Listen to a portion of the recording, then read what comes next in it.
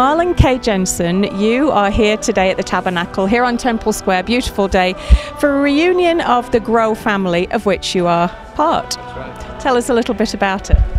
Well, Henry Grow was born 200 years ago, and we're celebrating the anniversary of his birth. And it's been 150 years since this tabernacle that we're standing by went into use.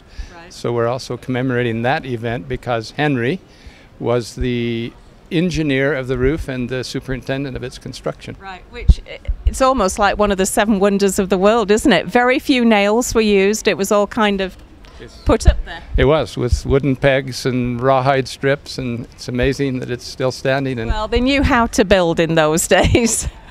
Now, you're giving a talk here today, a presentation for the family. I think there's a couple of thousand people expected of the family. Yes. What's your talk about? Well, I'm the president of the family organization, so I'm kind of like the father of this group today. Okay. So I'm actually going to try to make some sense out of why we've gotten together, sort of the return on investment for a reunion like this, because it's caused a lot of us to work very hard for a year now. Yeah.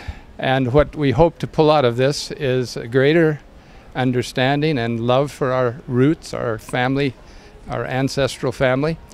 And then making that application to us today, we realize that we can't stand in the shoes of Henry Grow. His deeds are his deeds.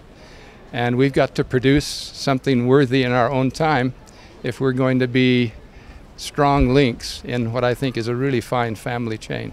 It certainly is, and a heritage to be so proud of, especially today when we're in these surroundings, surrounded by your family. What relationship do you have with Henry Grow? What are you? He's my great-great-great-grandfather. Great-great-great-grandfather. That's right. So I'm a direct descendant of his. Yeah. And it's been, though I don't bear the name, it's been always a source of pride that I'm 1/4 Grow. I've found that this Grow family has some really interesting and identifiable characteristics or traits. We're all sort of high-strung, fussy, impatient, strong-willed types. And so it makes for an interesting gathering when we get together. I'll just bet it does. Nobody acquiesces. Nobody's going to back down. They're all here today. Exactly. Well, that's a good thing, to be surrounded by family, and what a huge and fabulous posterity that he had. Yes, as far as we know, he has about 12,000 descendants. Wow. That's through 4 wives, actually, and about 7,000 or 8,000 of them are living, which is a comment really on how family trees expand exponentially, because much of the growth has been just in this last generation or two, and we're all still around. That's wonderful. Well, we hope that you have a great time today amongst the family, and good luck with your presentation. Thank you. We'll catch up with you later. Thank you very much. Marlin.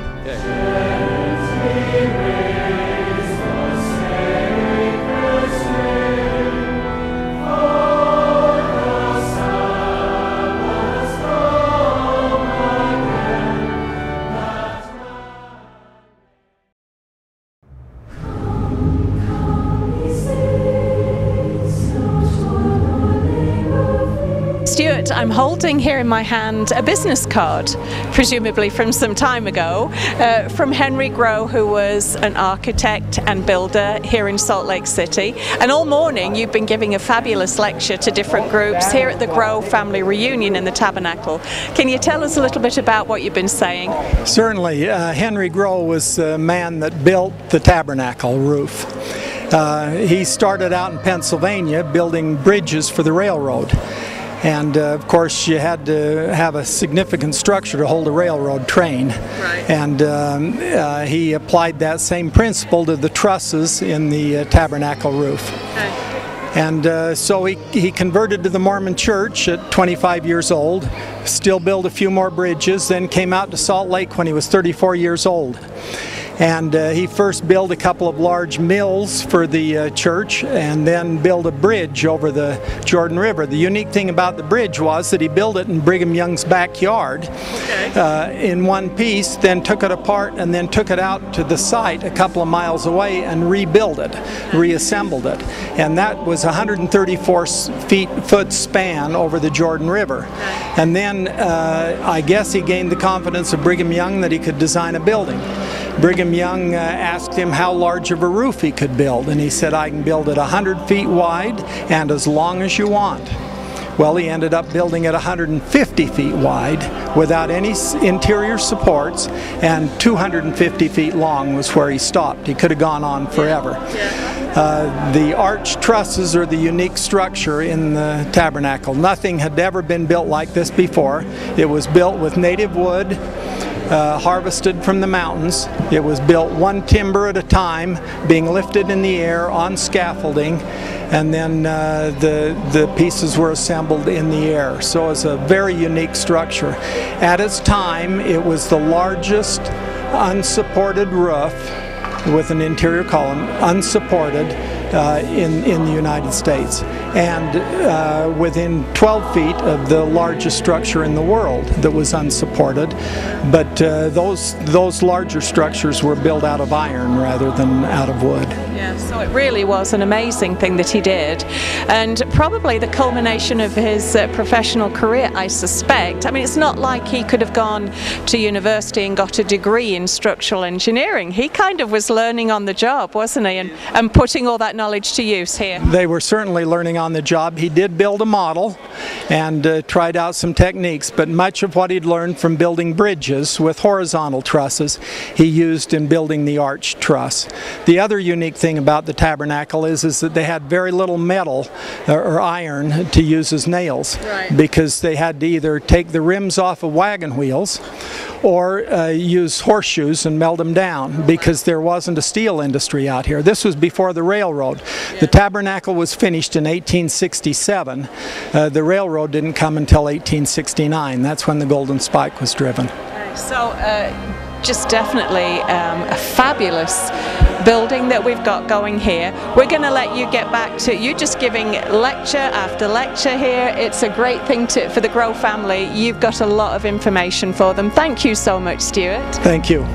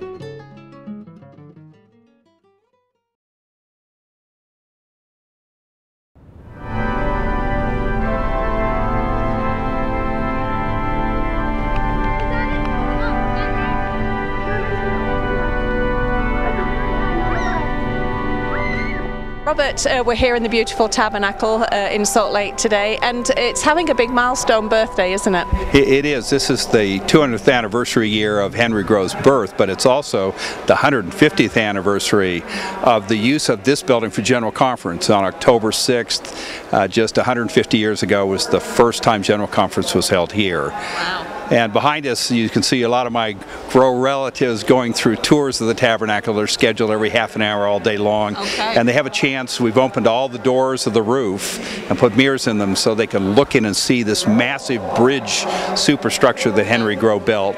Because Henry, of course, was responsible for the fabulous domed roofing. Right, and so they just recently did a seismic upgrade on this building, but they found the roof was in very good condition. Yeah. They had to tie the the roof to the pillars outside, and they had to strengthen the pillars, but the roof they just did a couple of extra beams that would help in a seismic event, but the roof after Everything 150 else years was good. was in great shape. They don't build like that anymore, do they? No, and Henry had built heavy railroad bridges in the east, and so this was an opportunity to take that kind of construction and modify it for a building.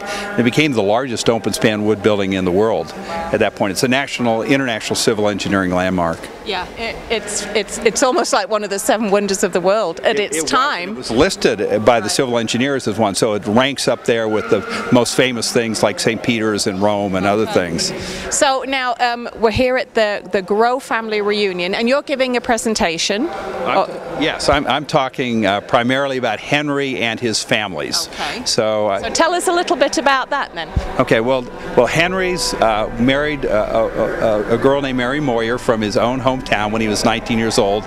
She was 5 months older than Henry, and they have a couple of little children by the time they are found by LDS missionaries in 1842.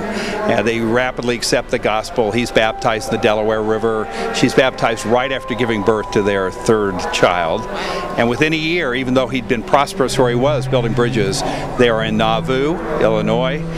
They're there for the last year of the prophet's life, Prophet Joseph Smith's life, hear his great sermons on eternity and God and who we are and so on, became firmly committed to the gospel and to Joseph Smith and his testimonial witness, and lived their lives out faithfully. Now Henry and Mary then have a 4th child in Nauvoo, and then right when the saints are leaving, he's helping build the Nauvoo temple. They're sealed in the temple, but the mob comes, the militia comes to drive them out. Henry's part of the Nauvoo Legion defending the city, and he gets a warning. He hears a voice at night saying, "Get up and get out of here in the morning." And he gets up, gets his family in the wagon, and before they're 50 yards away, a 12-pound cannonball shatters the wood frame home they were in. And then also in that Battle of Nauvoo, he takes his wife and kids across the river, comes back, and fights in the Battle of Nauvoo. The man in front of him and the son of that man in front of him are killed by a cannonball, leaving Henry. And the stories were recounted by a daughter of the man who dies. And so this was a real battle, and Henry was a brave man and involved in those incidents. Then he comes across the river, finds Mary Ann, and takes the 4 children, little children, with the wagon. They head across Iowa, make it all the way across Iowa to winter quarters in a little over a month, and spend the first 6 months that winter in winter quarters, and then moves north and builds a new home 6 miles north for his family, away from, I think, the sickness and problems of the camp. Wow. Sounds like it would make a really good movie, actually. Yeah, it really is fascinating, isn't it? And so as we go on, he adds more wives to the family, and the family grows. Right, and so while they're at winter quarters, they meet a widow, a member of the church, with also four little children, has no means of support, no way to come across the plains. And how exactly this happens, we don't know, but Mary Moyer and Henry Grow accept Nancy Ann Elliott and her 4 children into their family, and she is married to him as his second wife. And then they spend 3.5 years preparing to come across the plains, and he brings this 2-wife, 8-children family. It's more than that now, it's 11 children across the plains, and arriving here in 1851. And so he has large families by each of these 2 wives. And Nancy Ann already had 4 children from her prior marriage. She'd been widowed. Then, during the height of the polygamy persecution, he marries for a year a woman named Anne Midgley, a convert from England who's 30. She has 1 child named Mary Ellen Grow, who, although they separate on good terms, and she continues to name her kids middle name Grow. And they're an important part of the Grow family. Right. And then he has a 4th wife who has children named Julia Veach, who's my great-great-grandmother. Oh, that's nice. And Julia has 14 children of her own. Wow. And when her mother dies, when Julia still only has 2 little kids, her mother leaves 7 kids. And Julia raises her mother's 7 children and her own 14, 21 children to adulthood over the next 30-plus years. Wow. An extraordinary story. And it really is. She's the only wife having children by Henry for that 3-decade period. Yeah. So a huge posterity now. How many do you think we've got going on? We have no idea for sure, but I can tell you this, I have 26 grandchildren. Oh my. Henry had 219 grandchildren. That makes for a really expensive birthday/Christmas list, doesn't it? Yeah. Would you even know all the names? No, I think not. You'd have to wear the name tags. Right, and so this is a very, very large family, and I think these wives want to be remembered for their courage, their dedication to the gospel, their hopes and dreams for their future generations. They had large families that it's almost impossible for us to understand and comprehend what they went through and how they did it. And these wives were often on their own. Mary Ann Moyer's family grew up in the Ogden, Huntsville area. Nancy and Elliot's family here, Julia's family here. But the wives struggled financially, worked hard. Henry was a good provider, but in the last years of his life, after he lost his job on Temple Square and went to prison briefly for 5 months, he couldn't support them. And so these women did a lot. They're amazingly strong, faithful, determined. Yeah. Fabulous.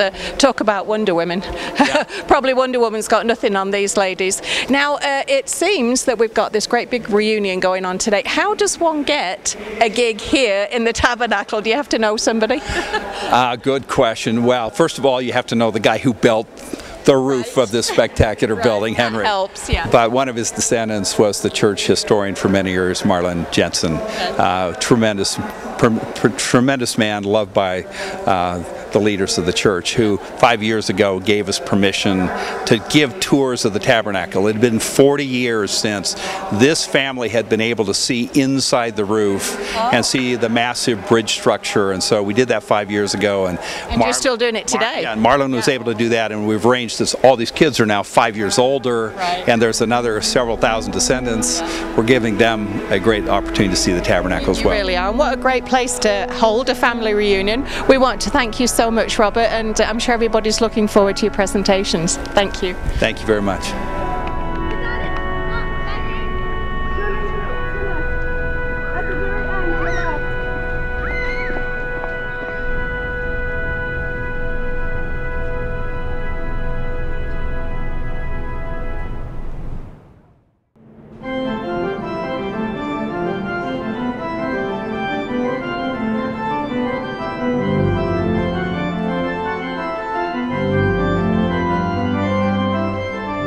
Now, Mike, you've been doing a presentation here today at the Grow Family Reunion. Can you tell us a little bit about it? I did a presentation on the Grow ancestry in Germany. We've been able to trace the Grow roots back to an area now known as Baden-Württemberg. It's in the southwest corner of Germany. Our earliest ancestors lived there in the early 1600s. And the first Grow to come to America was Frederick Grow, who left there in 1750, went down the Rhine River to Rotterdam, boarded a British ship called the Patience, sailed across the ocean and landed in Philadelphia August 11, 1750. He settled just outside of Philadelphia. We still have many relatives there today. But one of those relatives was his grandson Henry Grow, who joined the Mormon Church, traveled to Nauvoo to be with Joseph Smith and Hiram Smith and all of those people, then went across the plains to Salt Lake City with Brigham Young, and became very noteworthy for his architecture. One thing we've learned is the part of Germany they're from is also known for spectacular architecture. And there is a Lutheran church in the town of Michelbach, which is where our ancestors are from, just outside of Schwäbisch Hall. And if you look at the ceilings, it has a very similar arched structure. Really? So we often wonder if maybe some of our ancestors brought their knowledge of building from some of the work that was done in that particular part of Germany. So it sounds like you've been there, Mike. I have been there many times, and we've been very fortunate to have a first cousin, Dr. Jeffrey Grow, who is working there with the U.S. Army.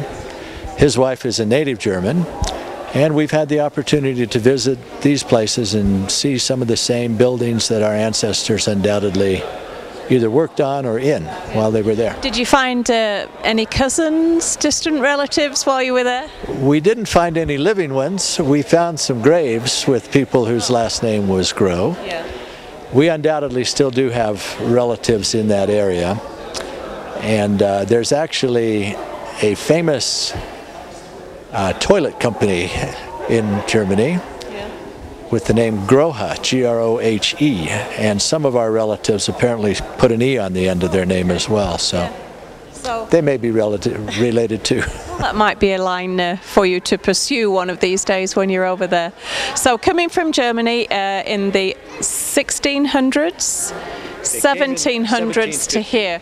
1750 to what was then the British colony of Pennsylvania. So, as we said, that Mike's been giving one of a number of fabulous lectures today. You said that you have a Facebook page. Say somebody finds, oh, I think I'm perhaps one of you guys. How would they get hold of you? Well, first of all, they become a friend of the Henry Grow Facebook page. Okay. And then it's very easy to communicate with the Grow organization through that page. We also have a family website. And we have a newsletter that goes out to everyone. Okay. If people who receive this video are not signed up for the newsletter, just tell us through the Facebook page and we'll make sure they're on the mailing list. Okay. So just a fabulous day here in Salt Lake at the Tabernacle, and we're in the Assembly Hall. This is called the Assembly Hall. It's smaller than the Tabernacle, but it too was built by Henry Grow and his crew of construction workers, and it's still used today. It's beautiful. They're just gorgeous built. Yeah, they don't make things like this anymore. Things here are going to stand the test of time. There are a few that will. We have a few old buildings like this that are so well designed they're going to be preserved forever. Of course, in England you have a ton of them, and that's why we like to go there, because you've preserved your history so well. Yeah, we do. Thank you. All right, so we're going to say goodbye now, and thanks ever so much for coming and talking to us. And anybody that wants to get in touch with the Grow family, get on their Facebook page. Thank you so much, Michael. Thank you.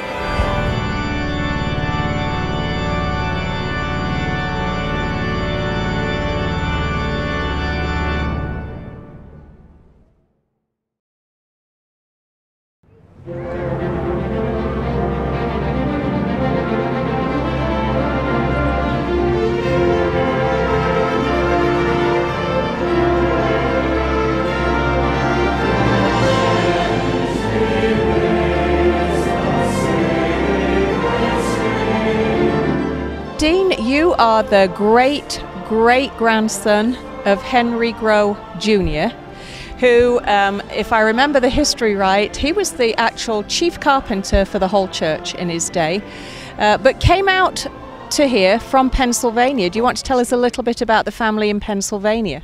Yeah, I'll start with his grandfather, who was Frederick Grow, who came from Germany in 1750 and purchased a farm 10 or 11 years later, 151 acres, and had 11 children. Of those 11 children, 5 survived, one of them being Henry Grow Sr., Henry's father. Right. And Henry, they divided the farm upon Frederick's death, and Henry Sr.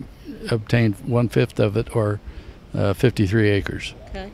And at that time, Henry Grow Jr. grew up, born in 1817, on the farm, and saw the construction of a bridge that connected to the family property across the Schuylkill River. So is that how he got interested in the whole thing of carpentry? And because he was quite the bridge builder, wasn't he, later on? Yes. He followed in his older brother's footsteps, Jacob Grow, or John Wood Grow, I'm sorry, and he was also a bridge builder, and he did that bridge building after he married for about 5-6 years before he joined the church in 1842 in Philadelphia. And then he moved to Nauvoo, Illinois in 1843, and from there crossed the plains in 1851. Once he arrived here in Utah Valley on his birthday in 1851, he was assigned by Brigham Young to be all the wood construction for the church over the next 15 or so years. Wow. Henry only knew how to build straight sections. He had to learn how to bend them so that they could go up on the roof. Okay. And he was able to do that over the period of years, and they used rawhide to hold the wood together, and pegs through the wood to keep that connected. Okay. So when and he was the only one in his family, wasn't he, that joined the church? And so he came out here. Did he maintain a connection with his family back in the old place? And he also went back to Philadelphia in the 1870s on a mission for 6 months. Okay. And I'm sure he was staying with one of his nieces and nephews, and I'm sure he connected with all the family members, again talking about the church. And it was probably quite the homecoming for him. Yes. And he wrote letters back to the church. You can find that in newspaper historicals, because they published those letters. Okay. So the Grow family, coming from Germany originally, settling in Pennsylvania. Henry Grow Jr., of course, one of the major players here in building the tabernacle on Temple Square. Thanks ever so much, Dean, and we'll catch up with you later. Thank you.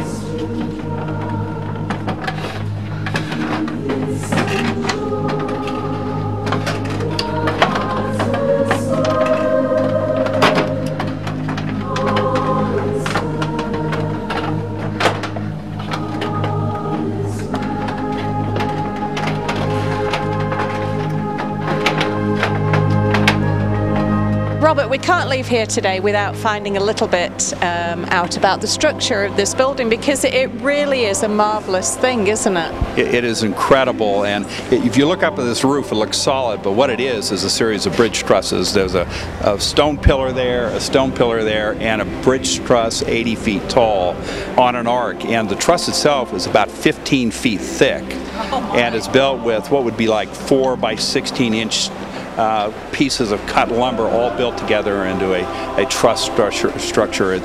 Because they didn't have a lot of steel, it's doweled through with wooden dowels, and then it's wrapped with rawhide where it's split. But this is 150 years old and has clearly withstood the test of time. So all these things you see hung up here, all hung on those trusses, and it's even today this is an amazingly sound building.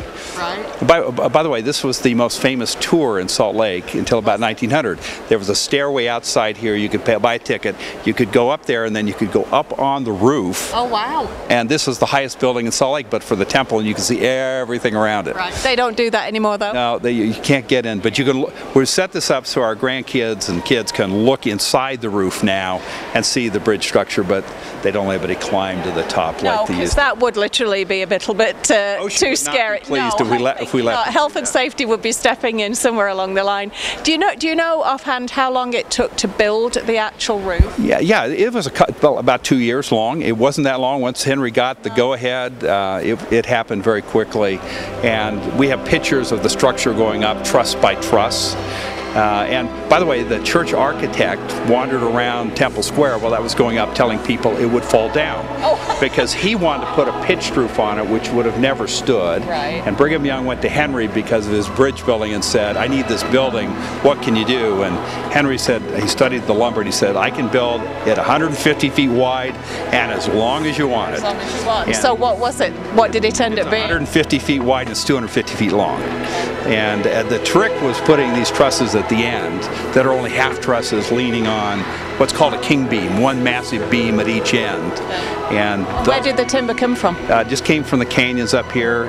It's local timber. Right. Everything in this building was local because there wasn't enough iron or other materials coming into But they had a lot of wood. But they had the wood, and all railroad bridges back then there was no steel, so everything was made with wood. So clearly they came to the right person, didn't they? Had they gone to the architect, we hate to say it may not still be. Well, they went to the architect first, and he had their drawings of the building the other way that would have never stood. Maybe we wouldn't be stood here today. We won't say definitively, but maybe we would not. Henry Grow was the right man at the right time to do this, and thank you, Brigham Young, for recognizing that talent. He saw the bridges Henry was building across the Provo River, the Ogden River, the Weber River, what's the one out? The Jordan River. Yeah. You know, he built bridges across all those, and Brigham was aware of those, and that's why he asked Henry. Yeah, and I think some of them are still standing, aren't they? Some of the bridges. I think there's one out here that. So now, what about the roof itself? What's the consistent? It looks like plaster. It is a plaster layer with horsehair underneath mixed with it, and so if you step off the wooden railings up there, you would come down through that 70 or 80 feet really fast. Yeah. So that's why we don't do the tours anymore.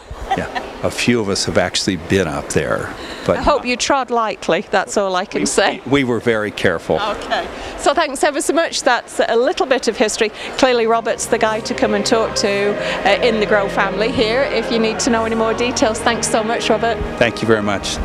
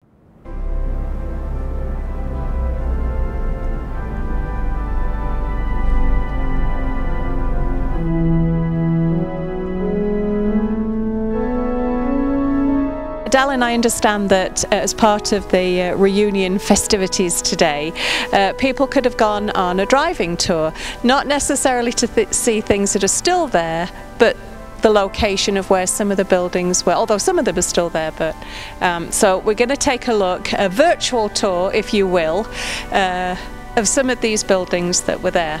And we're looking at a bridge here. Which one is this, Dallin? This is a bridge that was built over the Jordan River. That's a really cute house. That one sadly is no longer there, is it? That's correct. This was a home built by Henry for his wife Julia.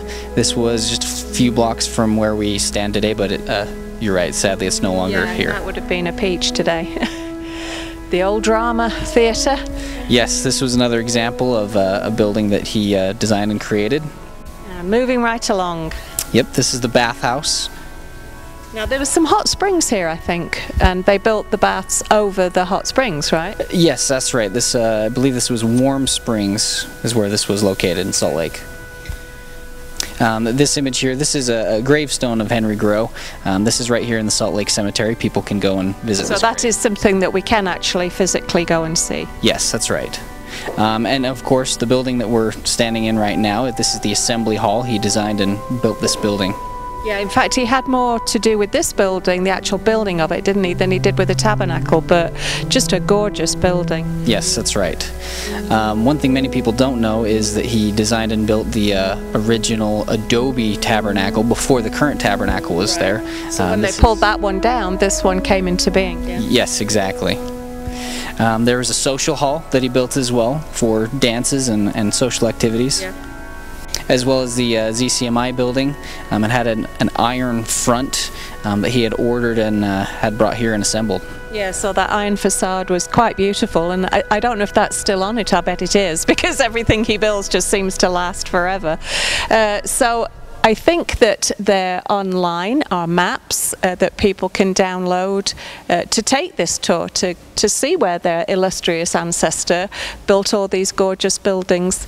Now, tell me what relation you are to Henry Grow. If we can figure, I've got my fingers at the ready. You good for this? Yes, yes. Henry Grow and Mary Moyer had a son named John Wood Grow. Okay. He had a son named Charles Isaac Grow, whose son was Charles Dale Grow, who had a son named Bruce Jed Grow, and I am his son. My name is Dallin Bruce Grow. Okay, so is that could be great? I haven't counted up the greats. It's several greats anyway, but thank you for doing this for us today, Dallin. It's been just a great day here in Salt Lake at the Tabernacle and in the Assembly Hall, and congratulations to the Grow family. Thank you very much.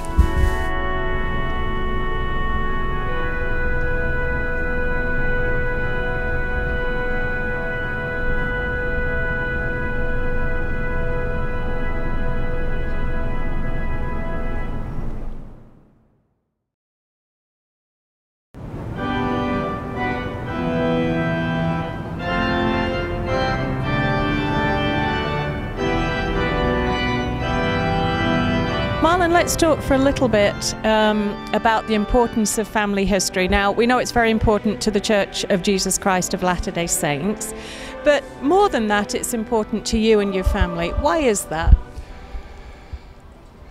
History generally enjoys a preferred place in the LDS Church.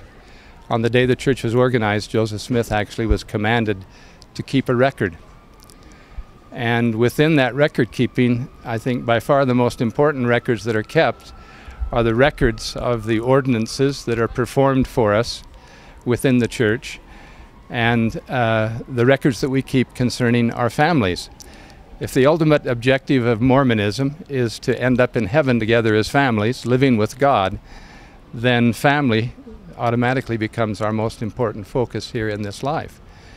So we have to kind of situate ourselves in the present, but the way we do that is by thinking about where we came from and where we're going.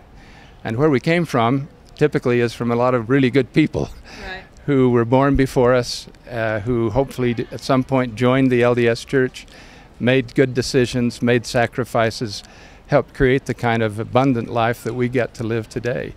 So learning about them, learning about their history, is what gives us solidarity. It gives us roots. It gives us a background against which our lives can be lived. And there are many things about their lives that are very inspirational. But by the same token, we have to make our own contribution. This is a continuing chain of people that began a long time ago and will end someday when the world is through with its existence. So it's important in the present for each of us to be engaged in some aspect of family history. That can be something as modest as writing our own family history, or writing a biography of an ancestor, or doing active genealogical research. There are lots of ways to make a contribution to a family's history. And you've probably done all these things and all the rest of the family coming together today. Well, it is interesting. You can kind of be in various seasons of life and do in each season something that's convenient for that time. And as you grow older, one of the interesting things is you begin to think about these people who have died that you're going to be meeting pretty soon. And if you have some of them for whom no temple work has been done, it's quite a motivating thing to think that you'll be in that existence in a relatively short time, and we'll be meeting those people and answering to them for your actions here. Okay, so your message today is that you would like people to study their family history and add to it. Exactly. I think there's so much to be gained by learning, becoming actively acquainted with our ancestors, knowing their stories, knowing their lives, and then applying that in our own life and trying to make the same kind of intergenerational transfer of our faith and our family lore that they've made to us. Right. In turn, we've got to give that to our children and grandchildren. Yeah. Okay. So a really good reason to get involved in family history, and we're going to be doing that today for sure. We are. Thanks so much, Marlin. Really enjoyable. Yes, it is. Thank you so Thank much. you.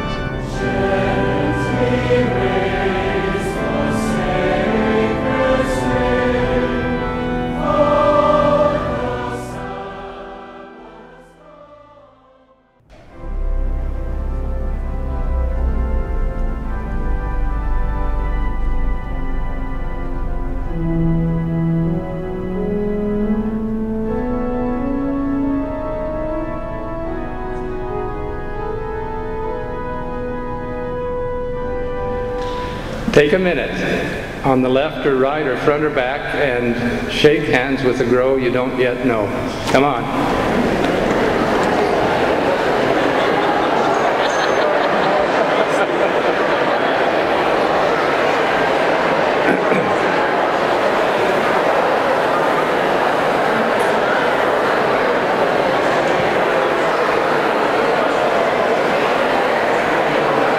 Okay, it sounds like you've really connected.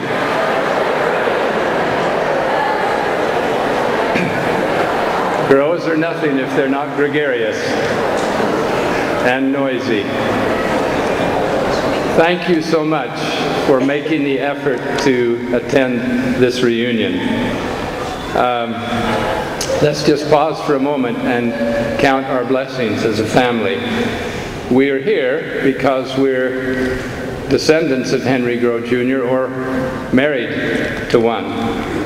And a little breakdown just to kind of give you an idea of how we're represented here today.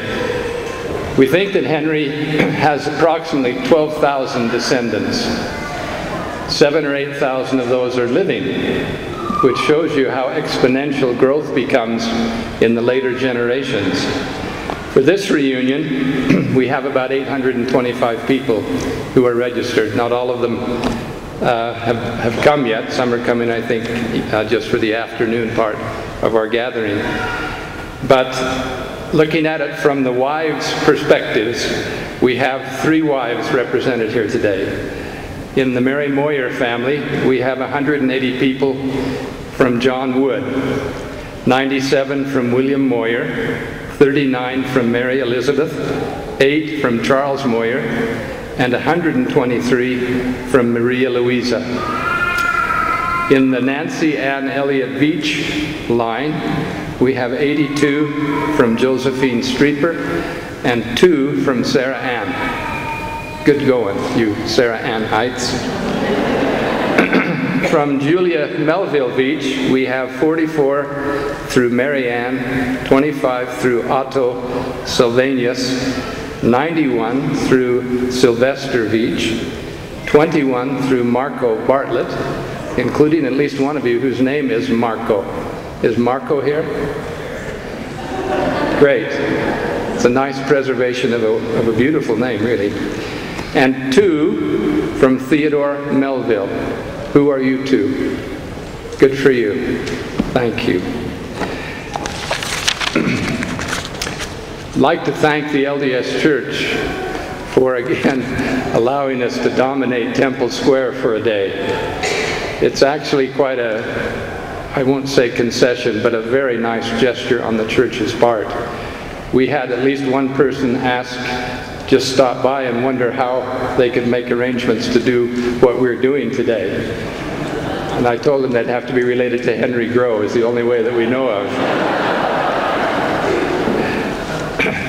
We're gathered here in this assembly hall because when we met last time, 5 years ago, in that wonderful, over-the-top almost reunion of about 3,200 people, we still weren't enough of an absorption in the tabernacle to make the speakers intelligible. So we decided today with our smaller group to meet here. And can you all hear? Is this coming through to the back and the choir? Perfect. So I think if we all just direct our remarks directly into this microphone, we'll do just fine.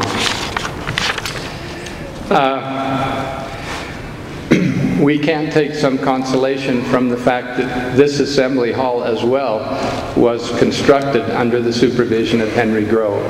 So he has his mark on both of the magnificent buildings that are side by side here and that flank the temple on the west.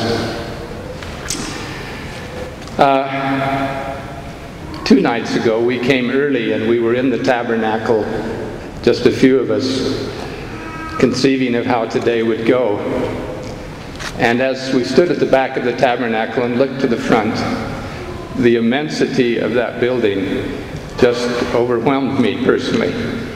And what it would have taken in that pioneer era over 150 years ago to have conceived of and constructed and brought to fruition that building.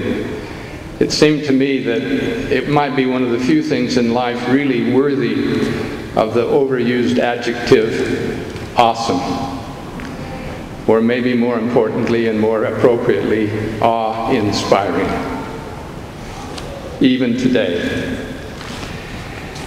We'd like to begin under the baton of Jeannie Whiting, who is our choir director today, as she was 5 years ago. We so appreciate her work. And we have Brandon Clayton, that is our organist today. We're going to sing They, the Builders of the Nation. There are 3 verses, and we'd like to sing the first 2 with parts, and then we'd like to sing the 3rd verse in unison, and this great choir will sing a descant as a part of that 3rd verse. After we have sung, Darrell Gibson Smith, who is a former editor of the BYU newspaper and was once an associate writer for Jack Anderson, the syndicated columnist, and who today lives in Cedar City, Utah, will give our invocation. The song will be projected on the screen here to my back.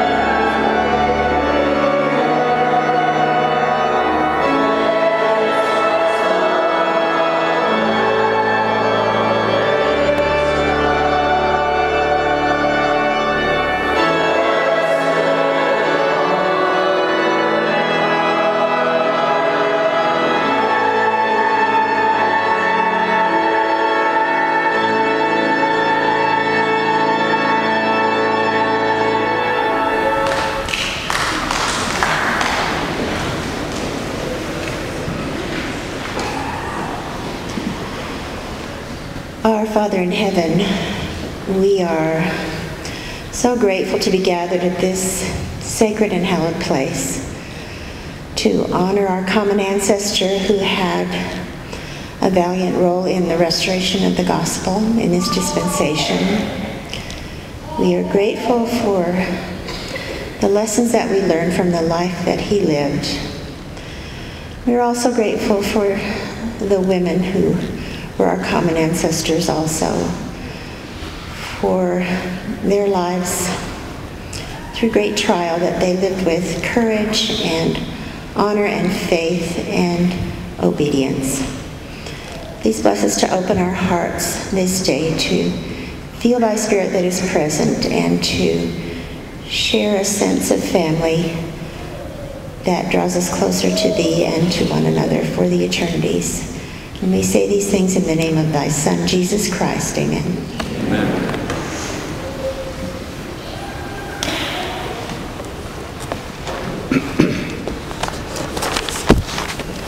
Doesn't sound like the Grow-Knackle choir has lost a beat. Even with smaller numbers, that was unbelievably beautiful. With the offering of that prayer, I think I would like to just say, as the president of our family association, and I just realized that I didn't introduce myself, that I'm Marlin Jensen.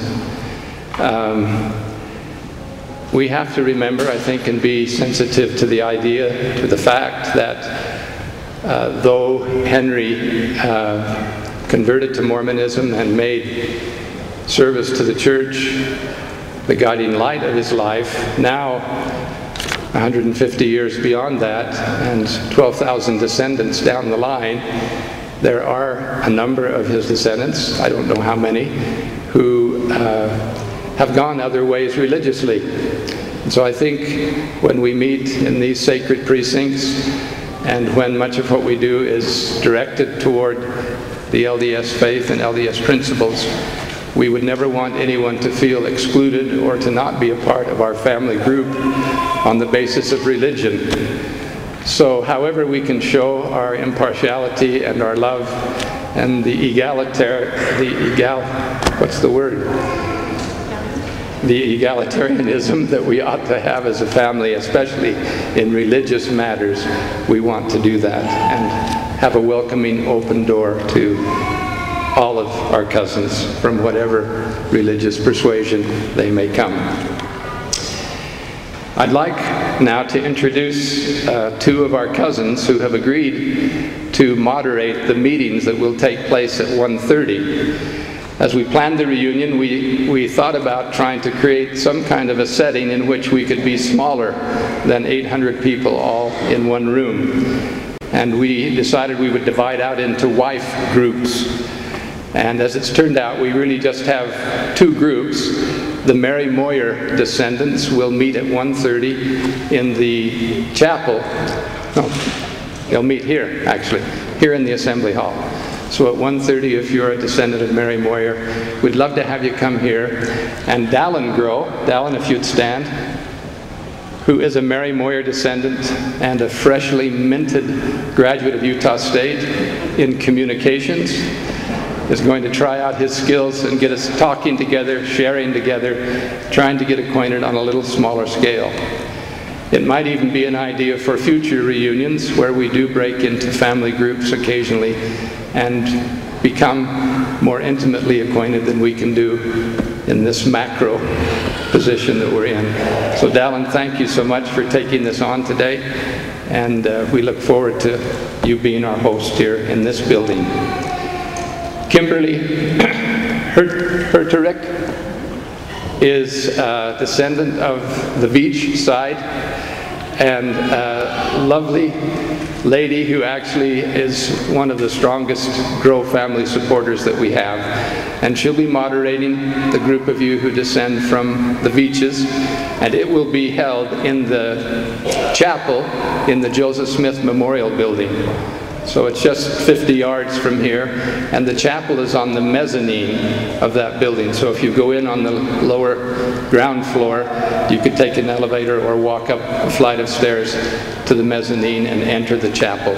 It's a beautiful setting. And so she'll be there, Kimberly will be there at 1:30 to host that meeting, which will run until shortly before 3 o'clock. Thank you, both of you, for doing this and for letting us get acquainted with you. Then just 3 reminders. There's a DVD being made of this entire reunion today. Even part of this meeting will be incorporated into that DVD. You can order a DVD for $10. There was an order form in your packets. There are order forms that will be at the registration tables from noon until 1. And we'd be happy to take your order for $10 and then ship just as soon as the DVD is completed. As old as I am, I promise that will be done in the next 6 months. After that, I can make no guarantees. There is also the issue of that wonderful book that Marcia Nelson has produced. You may have bought a copy at our last reunion 5 years ago, but we had 40 copies of it on hand this morning. They have all sold. But again, you can order a copy and we'll ship it to you when additional copies can be made. And you could order at the registration desk just on the east side of the tabernacle from noon until 1 o'clock. There's also a reunion coming up in Philadelphia on the 12th and 13th of October, when we'll have a chance to actually be where Henry was born and lived his early life. And I'll let our cousin Michael Grow, who is heading up that part of our reunion, speak to you about that in a moment when he will take this pulpit. So we'd like to begin our program.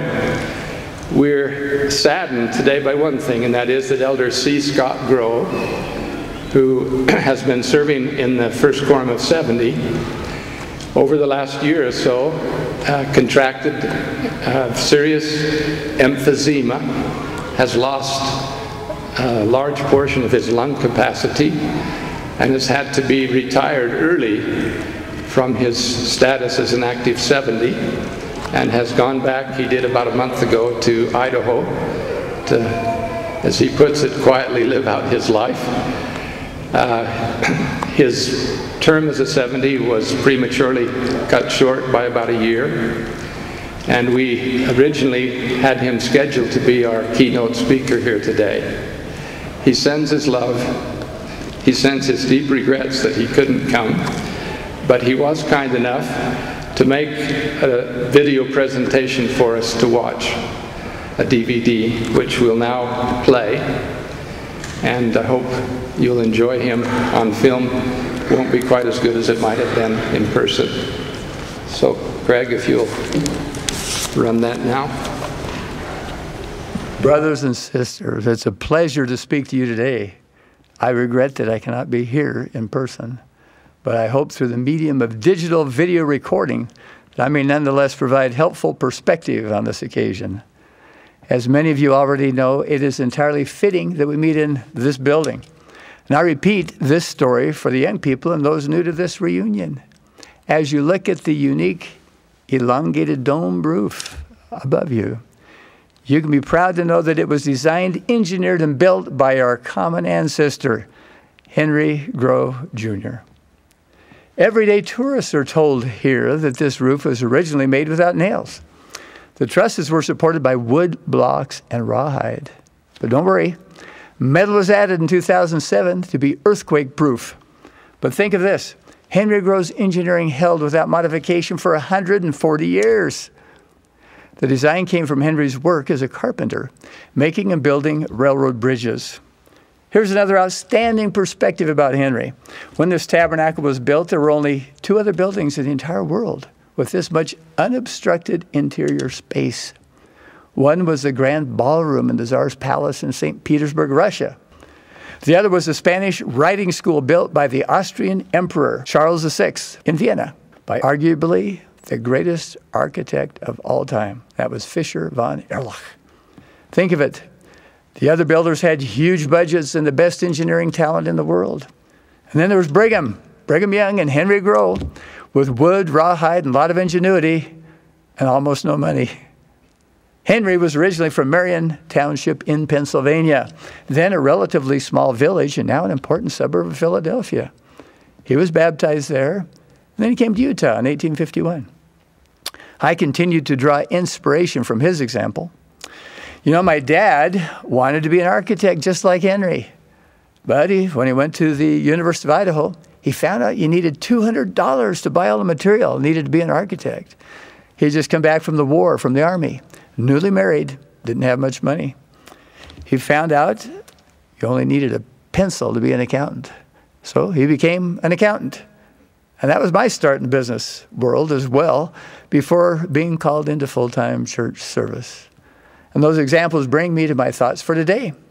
I would like to share with you some things I've learned as a general authority associated with the Family History Department of the church, which is also known as Family Search International. If you think about it, most of the Book of Mormon is a family history. It's the history of Lehi and his descendants, Nephi, Jacob, Enos, Jerem, Omni, and Alma, who's called a descendant of Nephi in the book, and Alma's offspring, Alma the younger, Helaman the second, Nephi the second, Nephi the third, Nephi the fourth. The purpose of this record is beautifully expressed, the Book of Mormon, in Alma 37:8, when Alma the younger explains to his son, Helaman, why these records need to be preserved. Quote, "And now it has hitherto been wisdom in God that these things should be preserved. For behold, they have the memory of this people, yea, and convinced many of the error of their ways, and brought them to the knowledge of their God unto the salvation of their souls." End quote. I think about that scripture a lot. I could substitute the word family for people and have it be as meaningful. For behold, these records have the memory of this family and have convinced many of the error of their ways.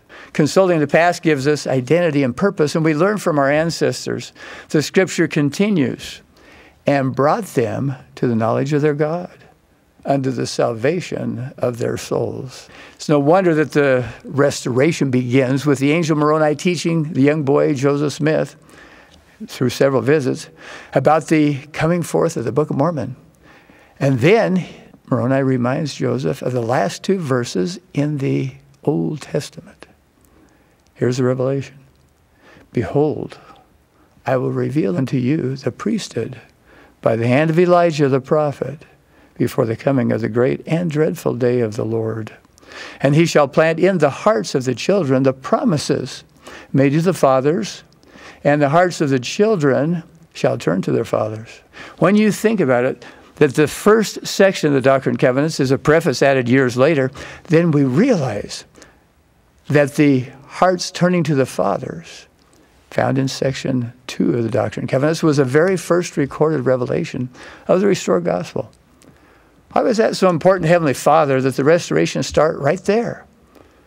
My general authority colleague in the Family History Department, Elder Ian S. Ardern, teaches the following about the importance of that principle by pointing out how parents can help their children turn their hearts to the fathers.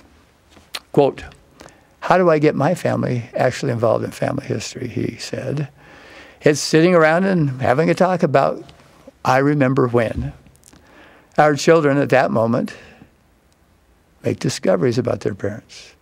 Indeed, their grandparents and their great-grandparents.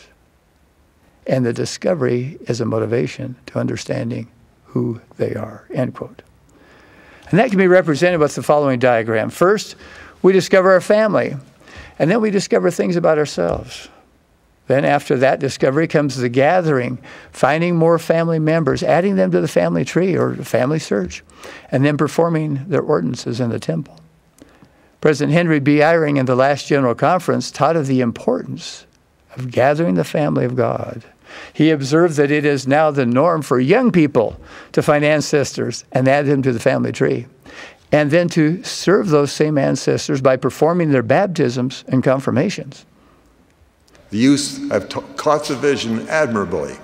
Now their parents need to catch up. There are now many people who have accepted baptism in the spirit world because of the work done by the youth, and they are waiting for other ordinances that only adults can perform in temples in this world. The work of gathering Heavenly Father's family is not just for young people, and it is not just for grandparents.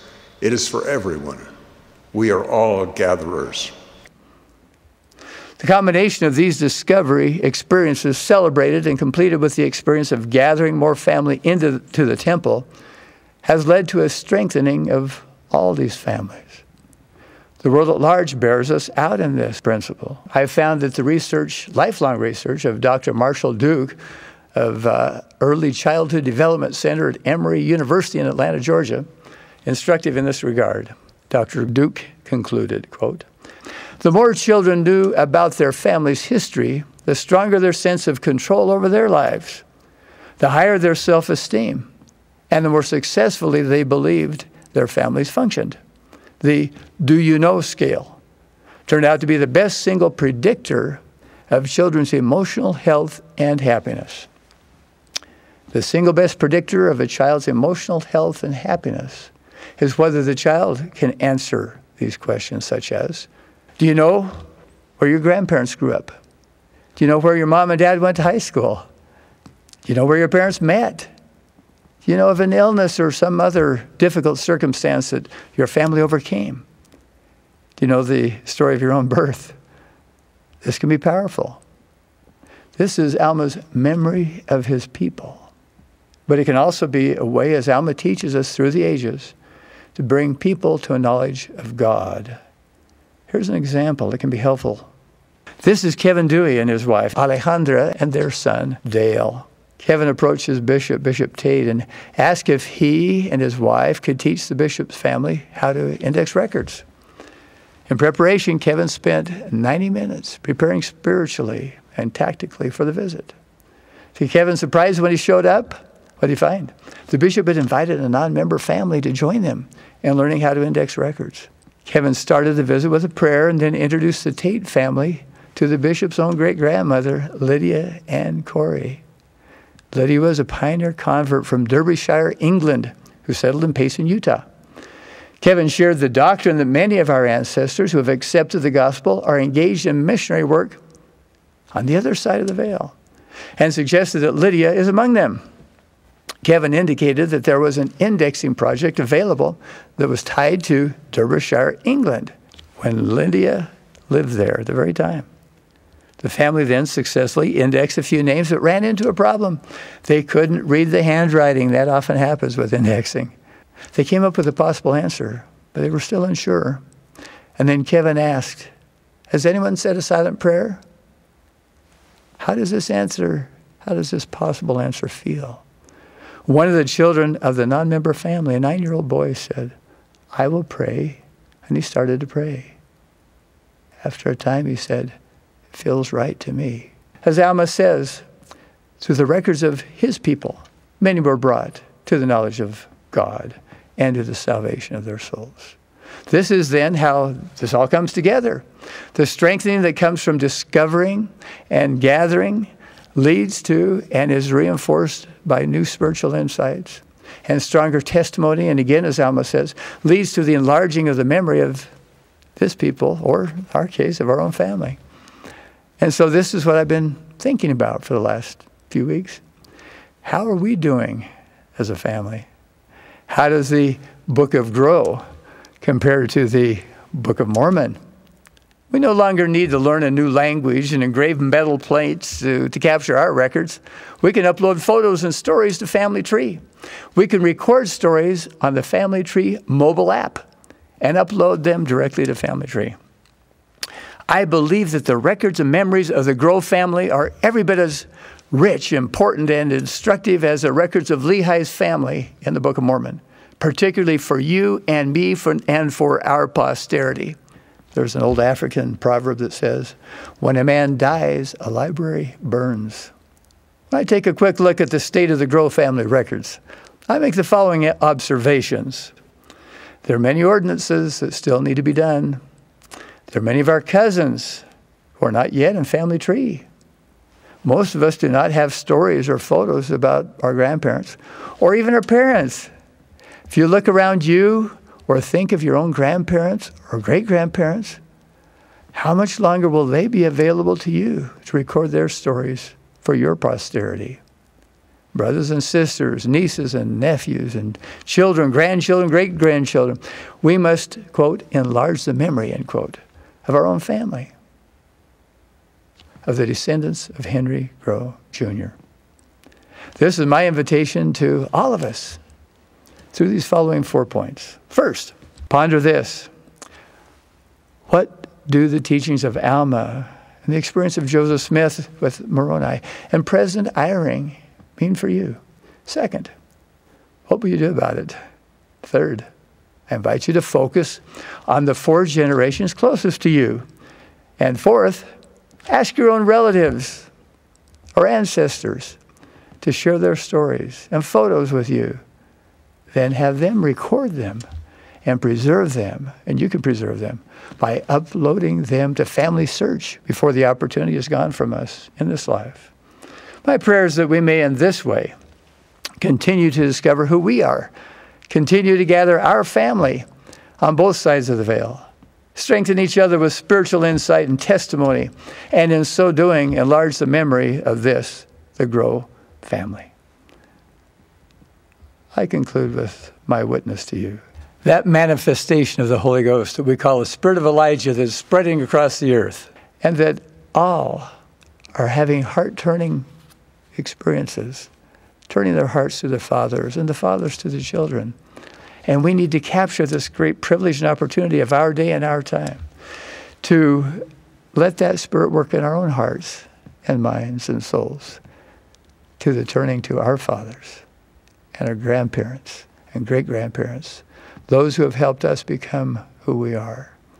May we move forward as a family, as the Grow family, in this great work, and prepare a book worthy of all acceptation when we appear before the Father at the conclusion of this life and enter into the presence of God and His Son as we are moved upon by the Holy Ghost, is my prayer in the name of Jesus Christ. Amen. What a beautiful valedictory address from our cousin, Elder Grow. With my demise and now Brother Grow's entry into emeritus status, we don't have a member of the Grow family now in the general councils of this church. So I want to say to you young men, step up and get going here, lest we lose all our privileges on Temple Square. We'll next hear from Lisa Grow son, who's here at my right. Knowing how modest Lisa is, I called her father Robert for a little something to say about her, and there's so much that could be said. She's a mother of 3. She's a tenured professor at the BYU Law School. Having been a law student once, what most impressed me was that Lisa graduated from the Harvard School of Law. And not only graduated, but was one of about 4 people in 100 years at Harvard who graduated summa cum laude. I can barely say that, let alone try to earn it. That's quite a distinction. And yet she's a humble, modest, loving, wonderful person. We needed good infusion of femininity in this meeting, and I know Lisa will give that to us. When she's finished her remarks, the choir will sing, "Come, Come, Ye Saints."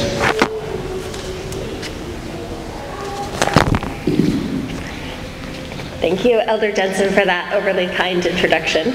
And I'd like to thank the Reunion Committee for giving me the opportunity to be part of this great event.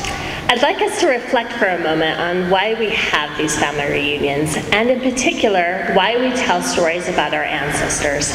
I'd like to suggest a couple of reasons.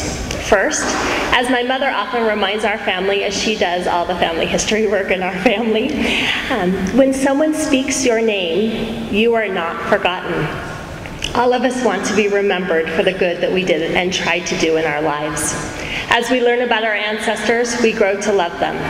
We want to serve them and their families by continuing to do genealogy and family history research, and for those of us who are LDS, continuing to do temple work.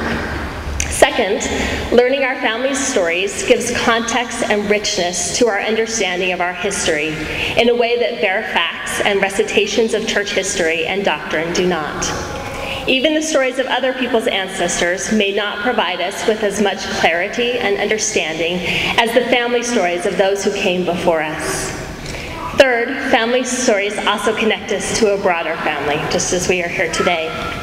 And finally, our family stories strengthen us and our families. And I want to focus on this last reason for a few minutes, much as Elder Grow just did. A few years ago, I read an article in the New York Times that related some of the same research that Elder Grow was just talking about how we can raise happy, resilient children in resilient and happy families that feel bound together and stick together through hard times. Drawing on a variety of research, the authors concluded that the single most important thing you can do for your family may be developing a strong family narrative. And again, as Elder Grow mentioned, and I think it bears repeating, these researchers found that, quote, the more children know about their family's history, the stronger their sense of their control over their own lives, the higher their self-esteem, and the more successfully they believed their families functioned. Knowledge about their family and its history turned out, again, to be the single best predictor of a children's emotional health and happiness. So I started thinking, what would a narrative for the Grow family, the posterity of Henry Grow Jr. and his wives, look like? What is our story? What story specifically would we tell? What adjectives would we use? And we've already heard a lot of wonderful stories here today, and we got some good adjectives from Elder Jensen that I want to add to my list: gregarious and noisy. I like those. But I'd like to take a crack for a few minutes today at developing such a family narrative. And of course, there isn't just one family narrative. You should read the family stories on your own and learn about our ancestors and construct your own that speaks to you and your family and your individual circumstances. But here is my attempt on a Grow family narrative that I want to teach my family, and in particular, my children. Perhaps you've seen the decorative signs for your home or internet memes that say, in our family, we... That's the format I'm going to use. One caveat I should offer is that we don't have a lot of historical records that tell us how Henry and his wives felt about the things that happened in their lives. So we mostly learn about their character and their strengths from their actions. Thus, the family narrative I propose reflects in part my own judgment about the characteristics I think their lives exemplify. First, in our family, we show compassion. Henry Grow Jr. and his wives were great examples of compassion. During the fall of 1846 through the spring of 1847, Henry and his first wife, Mary Moyer, and their 4 children were living at winter quarters. I imagine that their minds were focused on gathering the necessary resources to move west. I doubt that Henry was looking to marry a plural wife, and I certainly doubt that Mary Moyer was hoping that Henry would marry another wife. And yet, somehow, in the time that they were there, they became acquainted with Nancy Ann Elliott Beach, who was recently widowed and raising 4 children on her own. I'm sure Nancy was very worried about the prospect of moving her family west on her own. In what I imagine was both a very difficult and a very compassionate act, Henry and Mary accept Nancy into their family. Together, this blended family will work until the spring of 1851 to gather resources for the trek west, a period likely lengthened by their need to provide for so many. And then they make their way across the plains. When they make the trek, both Mary and Nancy Ann are pregnant. Their compassion for each other is suggested by the fact that they appear to have named their new daughters after each other. Mary names her daughter Annabella, and Nancy Ann names her daughter Mary Ann. We may not understand a lot of things about polygamy, but I think we can imagine how much compassion and sacrifice it must have required for its participants, and we can respect how these men and women met that challenge. Henry's compassion and his love for his wives is also reflected in one of the few letters of his that we have preserved. In 1887, when the government was seeking to convict Henry of bigamy, Henry writes to President John Taylor recounting that his wife has been arrested at a fast meeting, and she is going to be forced to testify against him in court. He shares his desire to submit a statement to the court himself, admitting that he is a polygamist, so that he could spare his wife the humiliation and abuse of being dragged into court, subjected to that extremely hostile environment, and forced to testify against him. Henry's compassion for those outside his growing family is reflected in his relationship with the workers who worked on the many building projects that Henry designed and supervised. At Henry's death, the Ogden Standard Examiner reported that, quote, as superintendents of the church buildings in Salt Lake, Henry made a host of acquaintances and friends. Thousands who came to this country from foreign lands performed their first day's work in America under his direction.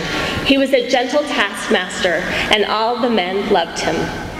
Henry welcomed these newcomers from all over the world, and he was an advocate for them and for their needs. Another of the few letters that we have is Henry writing to President Taylor in 1880, asking that some of his workers be paid more of their salaries in cash, as they were finding it hard to make ends meet without cash payments. The Groves show compassion by being willing to expand their family and by caring about and advocating for those outside their family as well. Second, in our family, we are builders. Of course, Henry is best known in the family for the many things that he built. First and foremost, the magnificent and ingenious tabernacle, but also this beautiful assembly hall, the social hall, the first suspension bridge in Utah across the Ogden River, a variety of mills, and the ZCMI building. And Henry exhibited remarkable creativity, vision, and ingenuity as he transferred his skill and training in bridge building to his remarkable projects here in Utah. He had a great can-do attitude. When Brigham Young asked him how big he could make the tabernacle, Henry reportedly replied, "I can build a building 150 feet wide and as long as you want it." You definitely get the sense that Henry was not a person who did things half-heartedly or halfway. For all Henry's success in building great monuments of the early church, we shouldn't forget that Henry and his wives were also engaged in the business of building families. I think about Julia Veach, for instance, who, after the death of Nancy Ann, raised Henry and Nancy Ann's 7 living children, as well as the 14 children that Julia herself gave birth to. The Grove family was building buildings of a kind that hadn't been built anywhere before. There is nothing like the tabernacle in the world. And building families of a kind that hadn't been built anywhere else either, because they believed that God had asked them to. So how were they able to do these things? Because they had faith. So third and finally, in our family, we exercise faith to do hard things and to build the kingdom of God. Henry and his wives wanted to be builders because they had faith. They were motivated by their desire to build Zion, and they were able to be builders because they had faith. Faith that God would help them to do hard things. Their faith gave them vision, and their faith gave them the courage to go forth with boldness to make that vision a reality. We should not lose sight of the fact that keeping the faith wasn't always easy. In his 1887 letter to John Taylor, Henry recounted the difficulties that he was encountering in supporting his family as he was persecuted and eventually imprisoned for his practice of plural marriage. He also recounted his great distress at seeing his family suffer. At the time he wrote that letter, Henry was almost 70 years old, and I'm sure that he had hoped that by that point in his life, his finances and his family life would be much more settled. He closed the letter this way: "Although you and I have passed through many troubles, it seems that the end is not yet. Please give me your prayers that I may be firm and steadfast in the good cause." Henry's account and his plea to the aging prophet to remember him in prayer remind us that the Groves persisted in their faith despite the many obstacles and trials that came their way. Later that same year, Henry bore his testimony in the tabernacle. He said, I know that the gospel is true, and the persecution I have undergone and the manifestations of God's power that I have witnessed have served to strengthen my faith and my desire to be true to the Lord. I know that the everlasting gospel has been restored to the earth. It is our duty to press forward in the work of salvation. I pray that the Lord will bless us and enable us to be faithful. I don't know exactly what Henry and his wives would say to us if they were here today, but I think it might be some variation of this advice. You can be compassionate within your family and without. You can be a gentle leader and an advocate for others, including those who are outsiders and new to our community.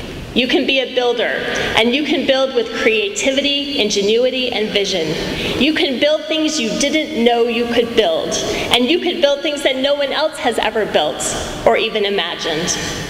Finally, you can exercise faith to do hard things and to build the kingdom of God. Faith will give you purpose and vision. With the eye of faith, you can see people and the world as they could be. And faith will also give you the courage to move forward boldly to play your part in bringing that vision to pass. This is our family story, at least my version of the Grow family narrative. In our family, we show compassion. In our family, we are builders. In our family, we exercise faith to do hard things and to build the kingdom of God.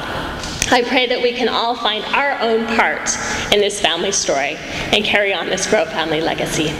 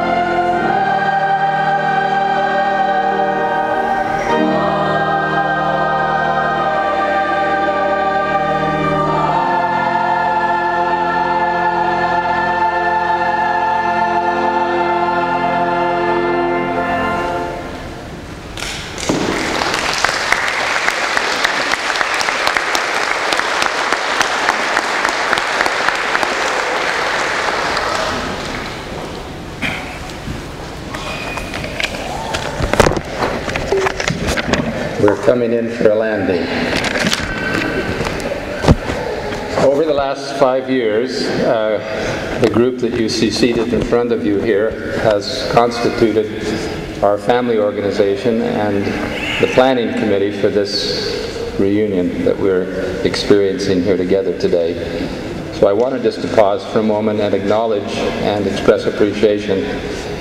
None of us ran for these offices. I know I was impressed into service against my will. But it's been actually a wonderful time of learning and of discovery and of getting to know a broader group of grows in a closer way. So I'd like just to take a minute and spotlight each of them and give them a little token of our appreciation as a family. On the far end there is Robert. Robert, please stand. He was the mastermind of our reunion 5 years ago and has been an instructor at both reunions, and in his spare time serves as the president of the Jared Pratt family organization, Orson and Carly's family. But he's been a mainstay and also is the father of Lisa, which is a wonderful contribution to our family. Robert, thank you so very much.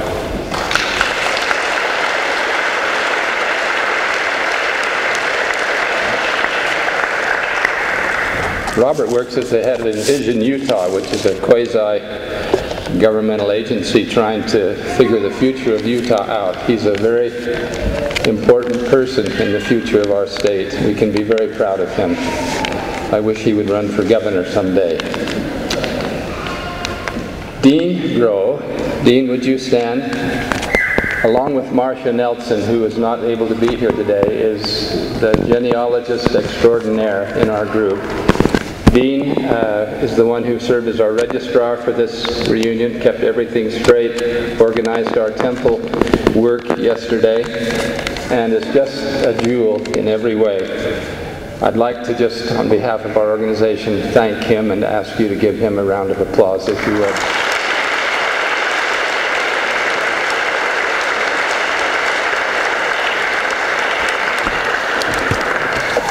Stewart, would you stand? This is Mr. Tabernacle. Stewart's dad, who was a political science professor at BYU, wrote the first book about the tabernacle, A Tabernacle in the Desert, it was called. I still have that little book in my library and treasure that. And the A that I got out of his class, which I knew I had to have to not embarrass my line in the family. So it's been really enjoyable for me to get acquainted with his son and to see some of those same traits of conscientiousness and good humor and just the knowledge that Stewart carries. He's been a part of the planning for this, and both times has spent his whole day conducting tabernacle tours, and we'll do it again this afternoon at 3, 3:30, and 4. So let's give Stewart a round of applause as well.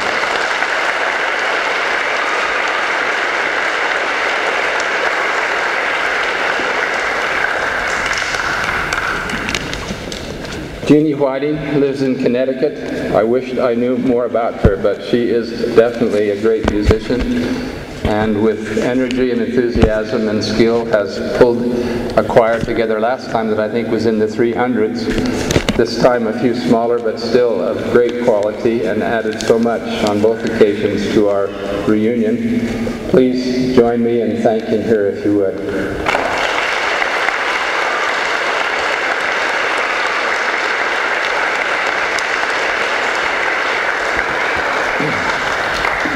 Sandra Jenkins, would you stand?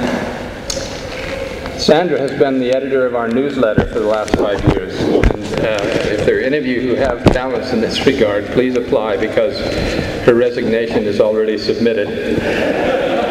But she has been the focal point and has kept us together. She's a very talented person and has great writing skills, and is actually working on a full-length biography of Henry's life, using as her starting point that wonderful compilation that Marcia Nelson made, and that some of you have, the 280 some odd pages of materials about Henry.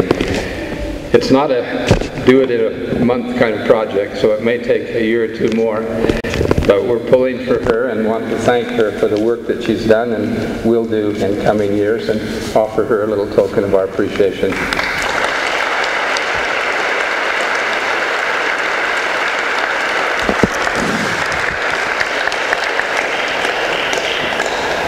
Finally, Michael, will you come up here and stand by me?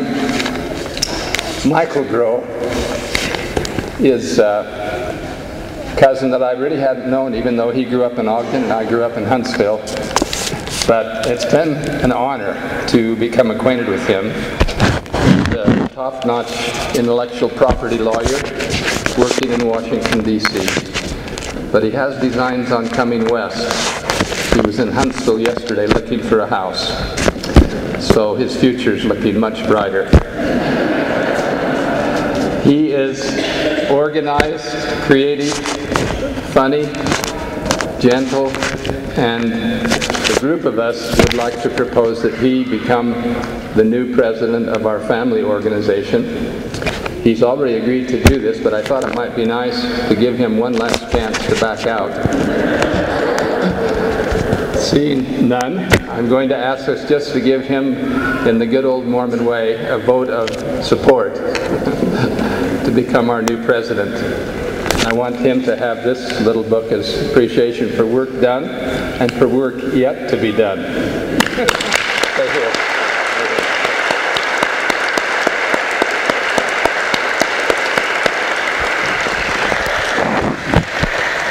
In the last newsletter, we did invite any of you who had interest in serving in the family organization to come forward. None of you did. But I know it's just your modesty. So rather than impose a slate of officers on Michael, we've just left this open. He's our new president going forward. But if there are some of you, and I'll let him make his own invitation, I'm sure he would love it if there were more volunteers. So I'd like to give him just a few moments to talk about Philadelphia. If he would, just talk about himself for a second and then say anything in his new capacity as our president. Thank you, Michael. Well, thank you, Marlin. Impossible act to follow. Both Marlin and Robert really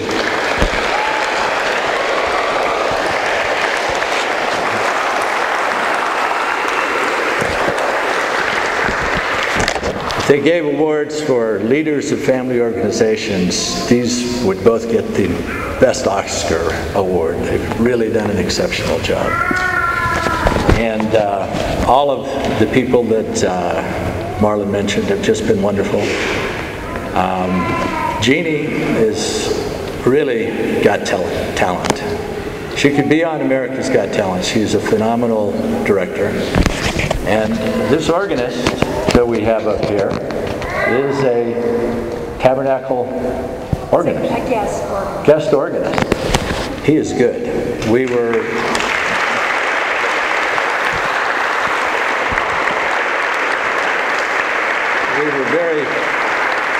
very fortunate to have him and everyone else who volunteered here. I've always been especially grateful for my relatives.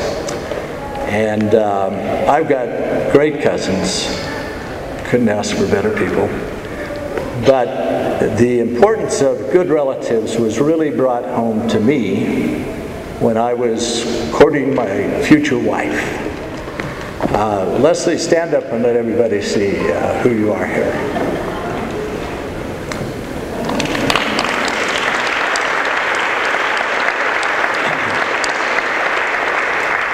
Now, when I would go to Leslie's house to ask her out on a date, her mom would sometimes say, well, she's out with Tony, she hasn't come back yet, but just wait, she'll be here. There were a lot of boys pursuing her. And what really made the difference, which caused her to tip in my favor, was a Christmas Eve party at my grandmother's house in Eden. And she will still say to this day, you're pretty good, but your relatives are really good. So that's why I married her. That's why she agreed to marry me. And I think there are probably a lot of other stories like that out there. I'm sure that a lot of you have examples of things that have been done by you yourself or by your relatives that could be very inspirational to the rest of us. And I think we learned a lot from coming to meetings like this. We've learned a lot about Henry Grove and some of our other ancestors that's very inspirational. If a relative could do this, what can we do? Surely something good. You'll have an opportunity to get to know a little more about Henry and the other Grove relatives who came to this country when we visit Philadelphia in October. I hope all of you can take advantage of that. We'll be able to visit his home. We'll be able to see the cemetery where many of our ancestors are buried. We'll be able to see a church that was built there. And we'll be able to meet some of the Grove relatives who were left behind, whom we've come to know through our activities. We'll also get to know a very interesting man, John Barry, and his wife, who actually own the house where Henry Grove grew up, who are honorary members now because they've done so much to help us. And you'll have a chance to see what Henry left behind. We see what he did here, but if you come to Philadelphia, you will really understand what a sacrifice it was. Philadelphia was the first capital of the United States. George Washington and John Adams ruled or presided from there. You can see the location where they were. You can see where the Declaration of Independence was signed, where the Constitution was accepted. And you can see many of the buildings that were standing when Henry Grove was here. He left one of the best cities in America to come to what is now maybe one of the best, but certainly wasn't at that time. I'm sure his relatives thought he was crazy. And the whole story will really have a lot more impact if you take an opportunity to come. We've got rooms reserved at a Sheraton hotel that is directly across the street from the temple and the chapel, whose bishop has agreed to let us meet there. Got a discount. I'd encourage you to stay there. You'll save a lot of time and travel and parking. And Philadelphia, believe me, you don't want to drive there if you can help it. It's a very busy city. And I will just conclude by saying I hope that as our family organization goes forward, we can apply some of the things we've heard today. Elder Scott's admonition to preserve our family history and to continue to build our narrative is something I think we're all very much interested in doing. And we live in an age now where it's much easier. We've got a Facebook page. We've got a family newsletter. We have the means for all of you to contribute information. And since nobody's volunteered, I'm going to use the Army method and just call on people to help. But certainly if any of you have an interest, I hope you'll let us know. Because we do want to build on what we have here and continue to grow. I think that what we've heard today is more than sufficient to inspire us all. I'm going to conclude by just expressing my gratitude for the opportunity to be a member of this family. And I hope we have a chance for all of us to get to know each other better, both in the local areas where we live and in future occasions like this that we'll be working on. Thank you very much.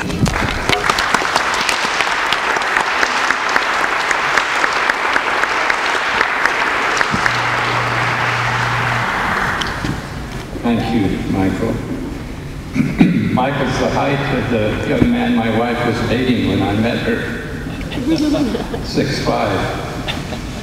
And even today, when I'm getting the ladder out to change light bulbs, she will occasionally say, Gordon could have changed those without the ladder. So this organization is going up. It has been a wonderful meeting. And I learned from my dad that you can either be efficient or you can be beloved. But you can't be both. So I'm going to opt for being beloved and say just one simple thing here in closing. And when we're through, then you're free and you're on your own for an hour and a half or so for lunch. There are dozens of restaurants within 100 yards of here. But we do hope to come back at 1:30 to this building if you're from Mary Moyer, to the Joseph Smith Memorial Building Chapel if you're from the beaches. And then the tabernacle tours at 3, 3:30, and 4 will take place. In 1947, when the state of Utah was celebrating the 100th anniversary of the arrival of the pioneers, there was a celebration here that was amazing, really, in its scope. And leading up to that, in April conference, J. Reuben Clark gave what I think was one of the all-time great conference talks. In it, he eulogized the pioneers, but chose to eulogize the ordinary pioneer, because most of us are ordinary. In a way, our history as a church is the history of its leaders, and it's just in recent years that we've come to see the value of what now we call people's history, a social history of how ordinary people live their lives, and how interesting that can all be. But in that conference address, in eulogizing those pioneers, Brother Clark said something that I'd like to share in closing today. It's food for our thought. He said, in living our lives, let us never forget that the deeds of our fathers and mothers are theirs, not ours. That their works cannot be counted to our glory, that we can claim no excellence and no place of what they did, that we must rise by our own labor, and that labor failing, we must fail. We may claim no honor, no reward, no respect, nor special position or recognition, no credit, because of what our fathers were or what they wrought. We stand on our own feet, in our own shoes, in our own time. I've had a feeling about not wanting to be a weak link in this family. I hope that's a feeling that we'll all leave our reunion with today. To be strong links, and we've had wonderful suggestions about how we can do that and strengthen ourselves and our families. And I pray to this end in the name of Jesus Christ. Amen. Amen. Now the choir is going to sing our closing number, The Spirit of God. And they'll sing the first 2 verses, and on cue from Jeannie, we'll join in the 3rd and 4th verses. And then Brother Eric Pace, another descendant of Mary Moyer, and a scientist from Idaho, will offer our benediction. And we'll stand adjourned for however long President Michael deems appropriate. Thank you.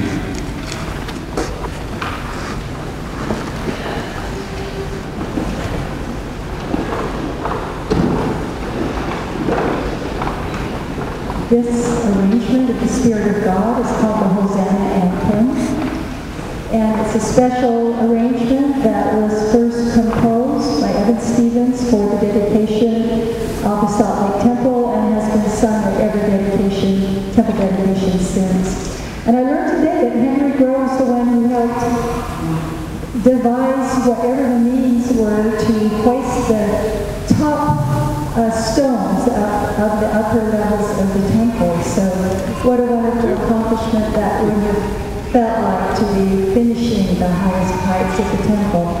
And hopefully I'll feel the spirit of the excitement of the saints as they would have praised the Lord for this great conclusion of this wonderful building.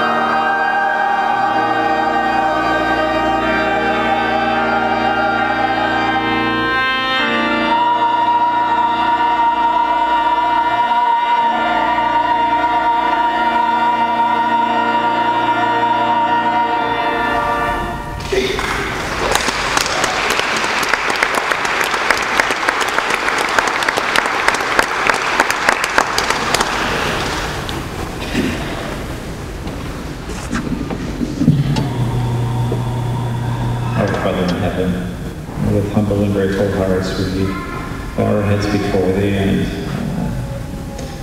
with much gratitude offer up our thanks unto Thee for the blessing opportunity to gather together as an extended Grow family today, and especially in this meeting to hear inspired counsel and guidance, as well as to have our hearts and spirits touched so deeply by the beautiful music that this choir has presented. Grateful to gather in such surroundings where truly we were surrounded by memorials of the heritage which each of us has been handed that we receive. We're so grateful for those who have worked so hard to prepare and plan and present and make possible this opportunity to gather together and to learn more of our heritage and to make some equal with each other. We pray that as we go forth, as we leave from our family reunion this day, that our roots can sink just a little bit deeper into the great heritage that each of us has received, and that we can reach out and love and continue to strengthen and build our not only our family bonds, but those bonds of strength which go out to strengthen our communities and our associations with each other. And we pray that as we return back to our homes at the appropriate time, that we can do so in safety in the name of Jesus Christ. Amen. Amen.